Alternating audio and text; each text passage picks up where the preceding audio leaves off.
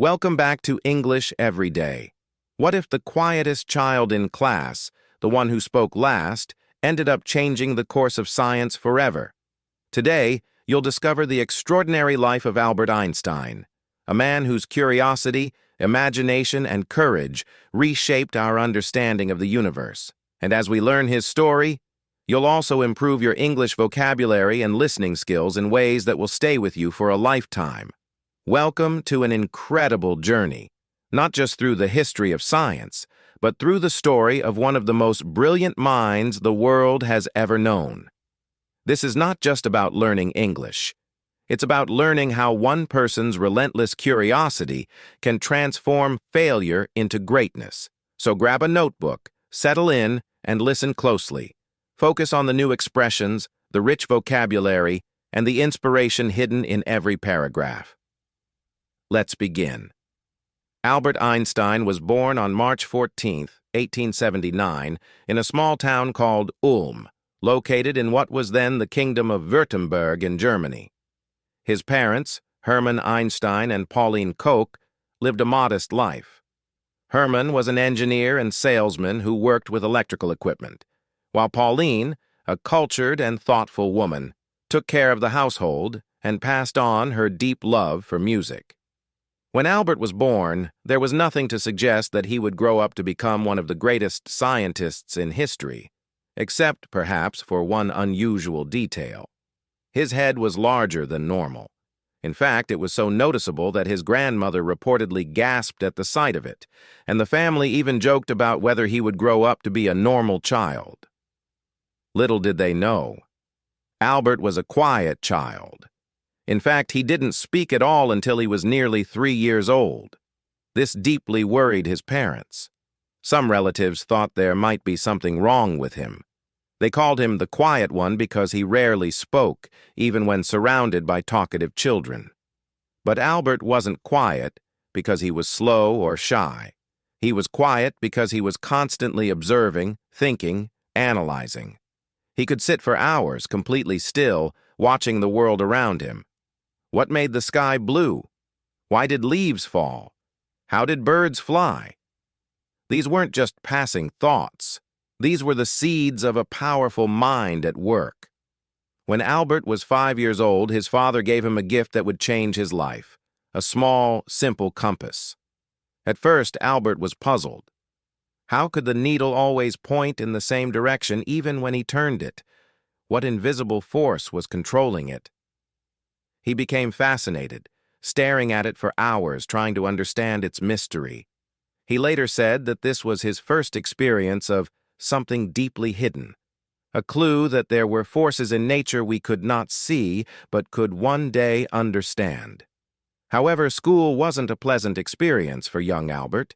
He didn't enjoy the rigid structure and the strict memorization that teachers demanded. Back then, schools focused on repetition and obedience. But Albert wanted to explore. He wanted to ask questions, challenge ideas, and understand the why behind everything. One frustrated teacher told him, "You're a disgrace. You'll never be successful in life." Harsh words, but Albert didn't let them break him. Instead, he became even more determined. One subject, however, lit up Albert's imagination: mathematics. He called it the language of the universe. For him, solving equations was like solving puzzles. Each problem was a mystery, and every solution a small discovery. Math made sense when nothing else did. It was orderly, beautiful, and limitless. Albert's mother, Pauline, noticed his intense love for ideas, but she also knew he needed balance. She encouraged him to learn the violin, hoping music would calm his mind and develop his creativity. At first, Albert resisted.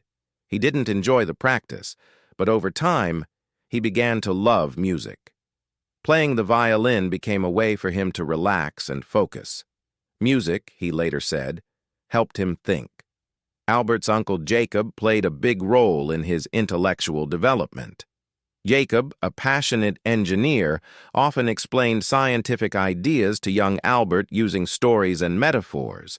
He introduced him to algebra and geometry, not as chores, but as exciting adventures. Math is like a treasure hunt, Jacob would say. Each problem is a clue that leads to a hidden truth.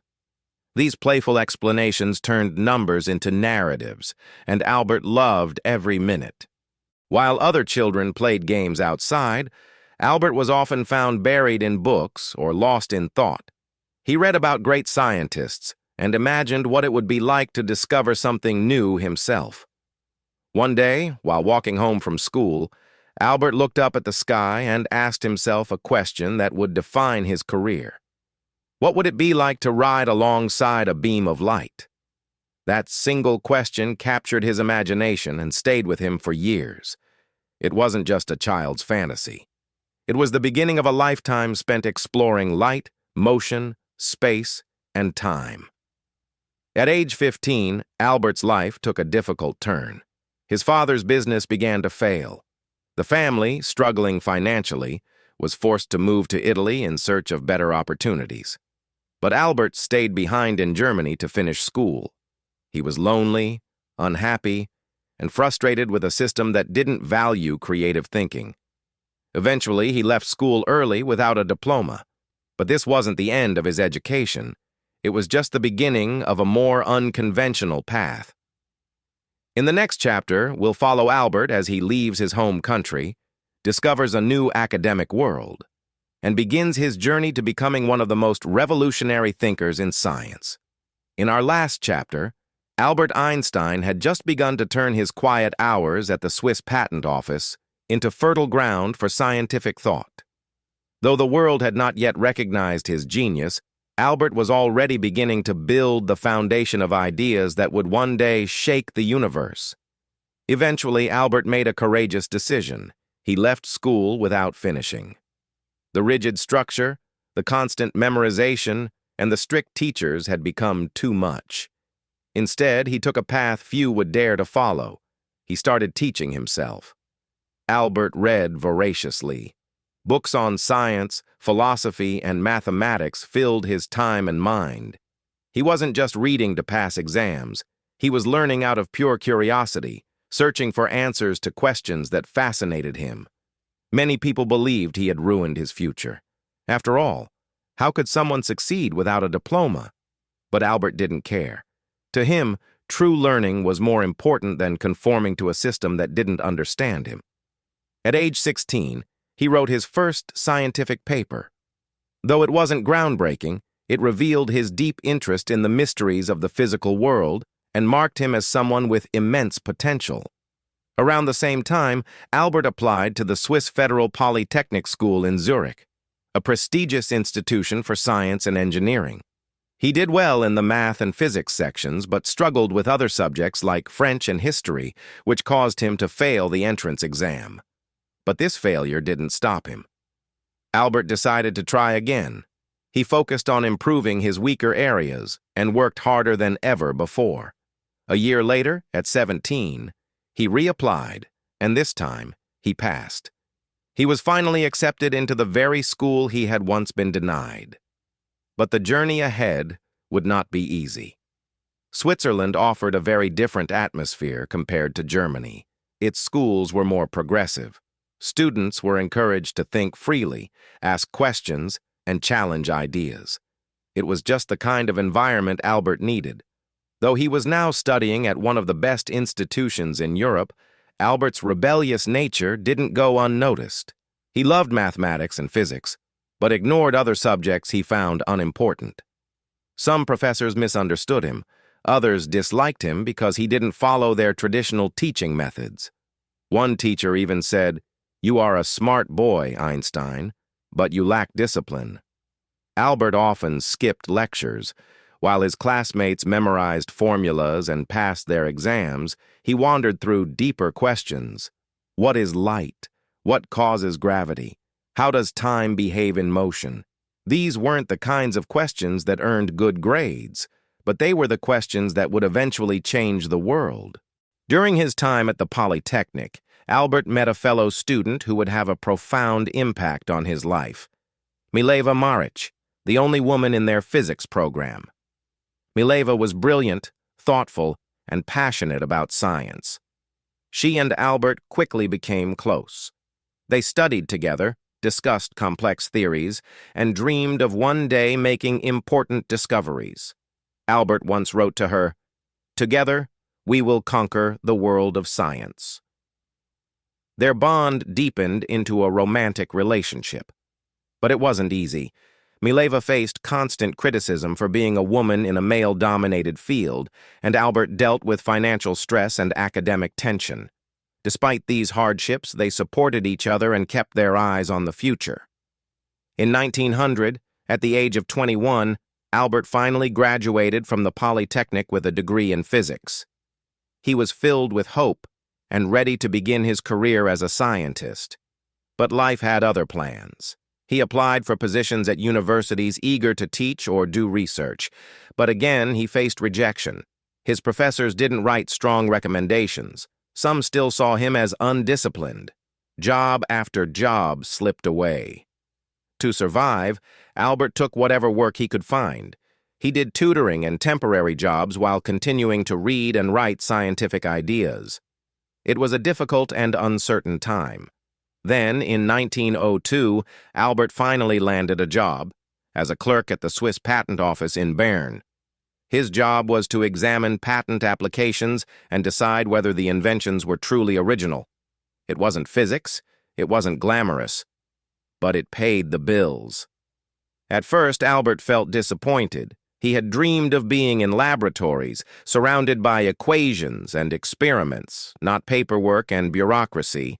But he made the most of it. The quiet environment of the patent office actually gave him something he hadn't had before: mental space. While reviewing inventions during the day, he used every free moment to scribble notes, jot down equations, and think deeply. He began calling the office his thinking laboratory. He didn't need a fancy title or a university to explore the universe. All he needed was an idea and a pencil. In 1903, Albert married Mileva Maric.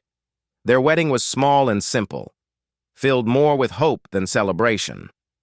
Not long after, they had their first child, a son named Hans Albert.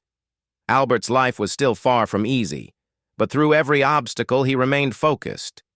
He worked during the day and explored the universe at night, driven by a mind that never stopped questioning.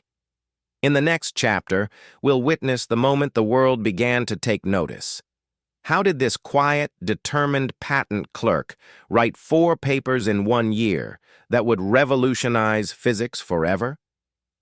In the previous chapter, we saw Albert Einstein as a quiet clerk working at the Swiss Patent Office, secretly nurturing world-changing ideas while balancing the responsibilities of marriage and fatherhood.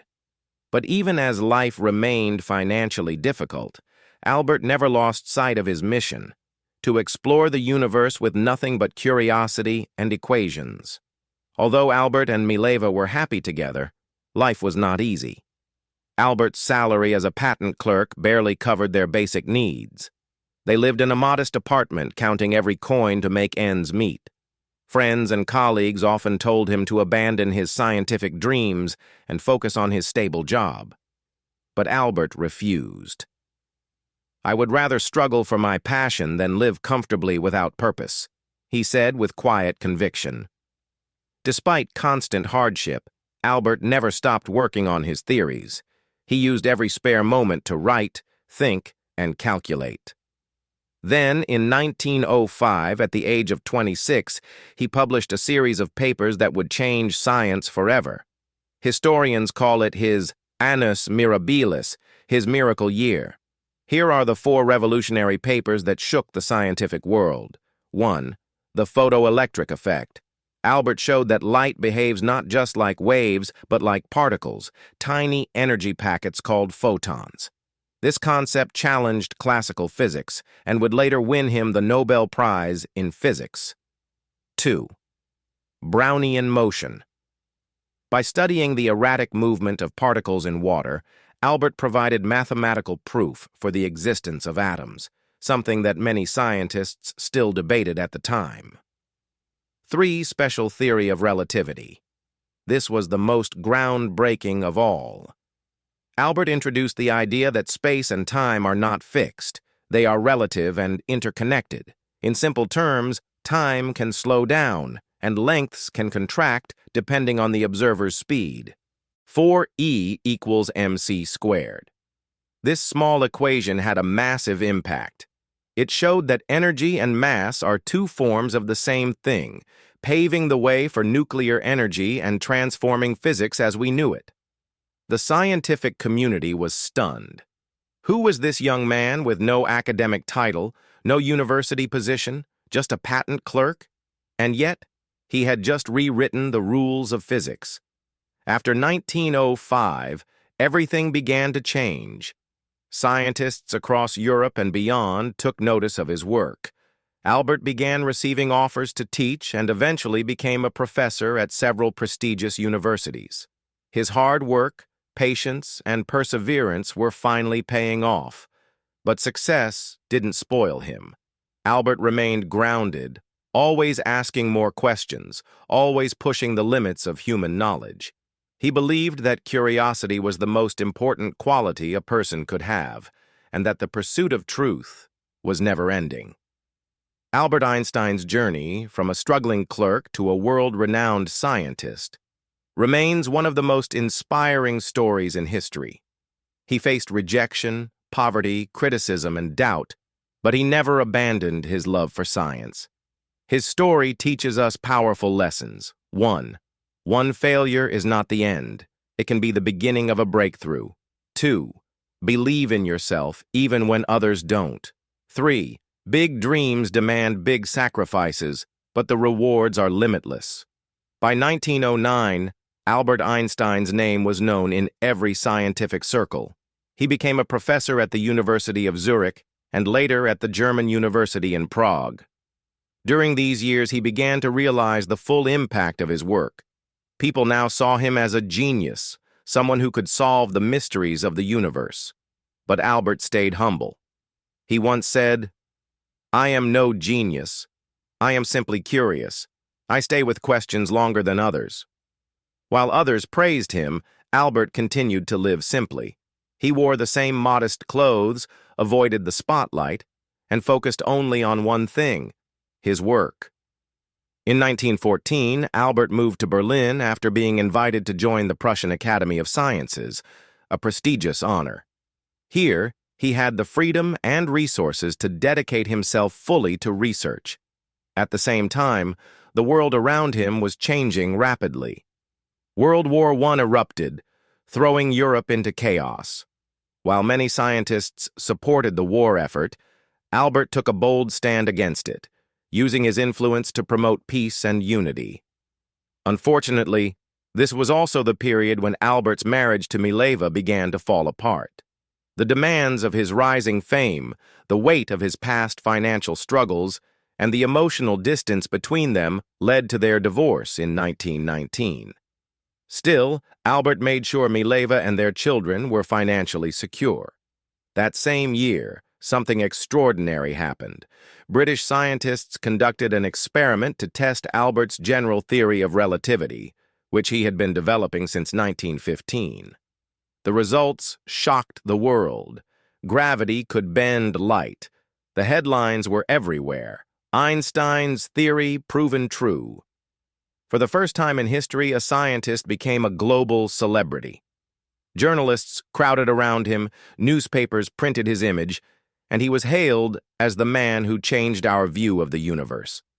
When asked how he felt about being famous, Einstein replied with characteristic humor, "If my theories are proven wrong, the Americans will say I am a German, and the Germans will say I am a Jew. But if they are right, the Germans will say I am German, and the Americans will say I am a Jew." This statement revealed both his wit and the prejudice he faced as a Jewish scientist in an increasingly divided world. In the 1920s, Albert traveled extensively. He gave lectures, met other great minds, and inspired a new generation of thinkers. From Japan to the United States, people gathered to hear the man who had made time and space bend. In the next chapter, we'll see how Albert Einstein responded to global fame, the rise of political tensions in Europe, and how his voice became not just a voice of science, but of conscience. As we turn the final page of Albert Einstein's incredible journey, we move from the peak of his fame into the legacy he built as a humanitarian, a peacemaker, and a voice of reason in a troubled world. In the wake of global recognition, Einstein didn't retreat into comfort. Instead, he used his fame as a platform to advocate for peace and justice. He became more than just a scientist. He became a symbol of moral clarity in an age of growing darkness. Albert often said, "Peace cannot be kept by force. It can only be achieved by understanding." Throughout the 1920s and 30s, he spoke out boldly against war, racism, and injustice. He defended the rights of minorities and refugees, and consistently used his public presence to speak for those whose voices were silenced. Yet not everyone agreed with his views. Critics called him too idealistic, and some tried to discredit his work by labeling it Jewish science. Albert took this in stride. He famously remarked, "Great spirits have always encountered violent opposition from mediocre minds." In 1933, with the rise of the Nazi regime in Germany, Einstein's life took a dramatic turn. As a Jewish scientist, he became a target.